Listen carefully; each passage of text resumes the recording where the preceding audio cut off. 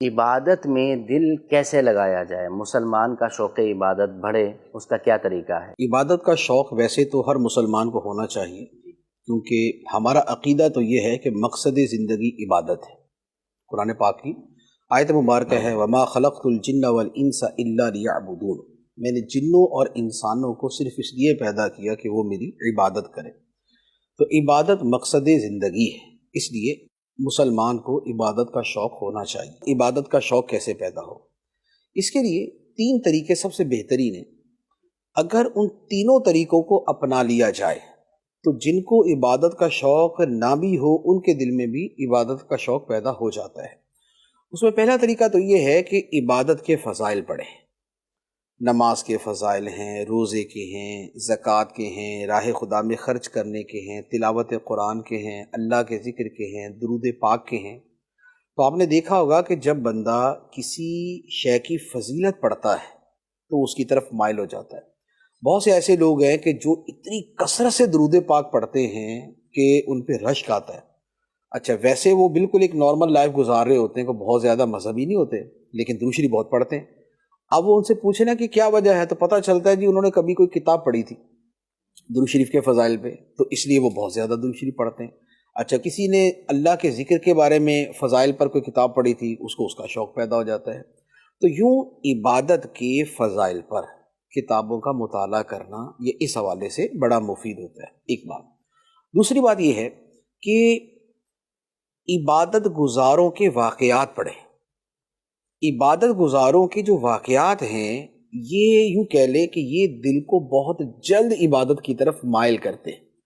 اب ہم صحابہ کرام کی عبادت کے واقعات پڑھیں، نبی پاک علیہ السلام کی عبادت کے واقعات پڑھیں، اور تابعین، تبع تابعین، صوفیاء کرام، اولیاء کرام، جن بزرگوں کو ہم مانتے ہیں، جن کے دن مناتے ہیں، جب ان کی عبادت کے واقعات پڑھتے ہیں تو ایک شوق پیدا ہوتا ہے کہ بھائی دیکھیں یار ماشاءاللہ اتنی عبادت کرتے تھے، ہم بھی کچھ کریں۔ تو یہ ایک دوسرا طریقہ ہوتا ہے۔ تیسرا طریقہ یہ ہے کہ عبادت گزاروں کی صحبت میں رہیں۔ کسی کو اگر کوئی ایسا شخص مل جائے کہ جسے عبادت کا شوق ہو تو جتنا اثر کسی عبادت گزار کی صحبت سے ہوتا ہے اتنا کسی شے سے نہیں ہوتا۔ ایک آدمی عرصے تک تہجد کے فضائل پڑھتا رہتا ہے لیکن اس کے دل میں وہ تہجد پڑھ نہیں پاتا، شوق پیدا ہوتا پڑھ نہیں پاتا، لیکن کسی تہجد گزار کے ساتھ کچھ عرصہ گزار لے وہ خود بخود تہجد پڑھنا شروع کر دے گا، کیونکہ صحبت کا جو اثر ہے یہ بہت زیادہ ہوتا ہے۔ تو یہ 3 طریقے ہیں، ایک عبادت کے فضائل کا مطالعہ کیا جائے، دوسرا عبادت گزاروں کے واقعات پڑھے جائیں، اور تیسرے نمبر پر کسی عبادت گزار کی صحبت اختیار کی جائے۔ اب فی زمانہ پریکٹیکلی اس کا طریقہ یہ ہے کہ اگر عبادت کے فضائل پڑھنے ہیں تو الحمدللہ المدینۃ العلمیہ کی ہر موضوع پر آپ کو کتاب مل جائے گی۔ ذکر الہی کے فضائل پر بھی، تلاوت قرآن کے فضائل پر بھی، نمازوں کے فضائل پر بھی، درود پاک کے فضائل پر بھی کتابیں مل جائیں گی، ان کا مطالعہ کیا جائے۔ دوسرے نمبر پہ ہے عبادت گزاروں کے واقعات، اس پر بھی الحمدللہ اسی نام سے بہت ساری کتابیں مل جائیں گی، صحابیات کے بارے میں، صحابہ کے بارے میں، یا ایک بڑی شاندار کتاب ہے اللہ والوں کی باتیں۔ اللہ والوں کی باتیں جو کتاب ہے تو اس میں بڑی کثرت سے صحابہ، اولیاء کرام، تابعین، ان کی عبادت کے واقعات ہیں۔ تیسرے نمبر پہ ہے صحبت۔ آج کا زمانہ ایسا ہے کہ اس طرح کی صحبت انفرادی طور پہ ملنا بڑا مشکل ہے، کہ آدمی کو کسی مسجد کے اندر ایسا کوئی بندہ مل جائے کہ جو بڑا عبادت کا پابند ہو اور آدمی اس کے پاس بیٹھنا شروع کر دے، ایسا کم ہوتا ہے۔ اب اس کا طریقہ یہ ہوتا ہے کہ پھر اجتماعی ماحول کے اندر بیٹھنا شروع کرے۔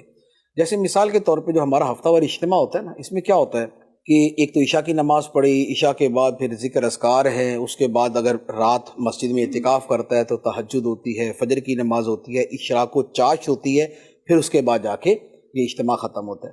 اچھا، اس کے علاوہ پھر یہ جو صبح فجر کی نماز کے بعد تفسیر قرآن کا حلقہ لگتا ہے، تو تفسیر قرآن کا جو حلقہ لگتا ہے اس کے اندر بھی یہی ہے کہ تفسیر فجر کی نماز پڑھی، تفسیر قرآن سنی، تلاوت کی، اس کے بعد اشراق و چاشت پڑھی، اور اب یہ جو حلقہ ہوتا ہے یہ مکمل ہو جاتا ہے۔ تو پھر یہ جو اجتماعی ماحول ہوتا ہے اس میں اپنے آپ کو جوڑ لینا جو ہے یہ پھر آدمی کو عبادت کی طرف لے آتا ہے۔